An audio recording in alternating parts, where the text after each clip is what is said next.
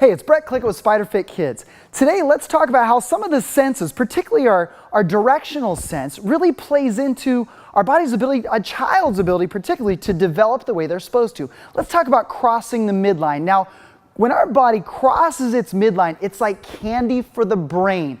So I'm going to take my buddy Ian here. I'm going to show you what we mean by crossing the midline. So if we were to take Ian and put a line right down the middle of his body, we're not really going to do that, don't worry, Ian. But we're going to put a line right down the middle of his body. Now, usually, what goes on this side of his body, this side of his brain is telling him what to do. And what happens on this side? Well, this side of his brain tells him what to do. But what happens when his eyes see this hand come across that midline? Uh-oh.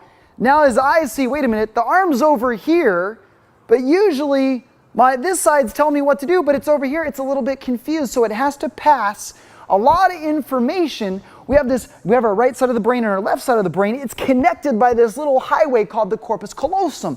Well, when we cross our midline, we're forcing our body to all of a sudden go into full activation. Our brain says, oh my goodness, what's happening? And it starts feeding information across this corpus callosum, which it looks like in research can help fortify that. It can help create more nerve connections, which allows our brain to communicate more effectively.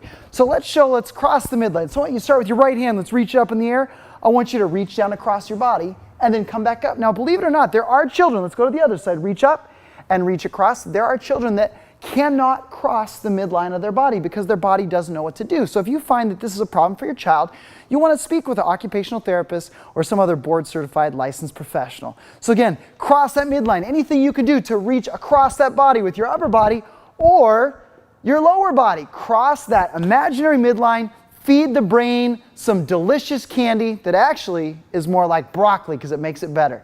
So this is Brett Clickett with SPIDERfit Kids, SPIDERfitKids.com. We'll see you soon.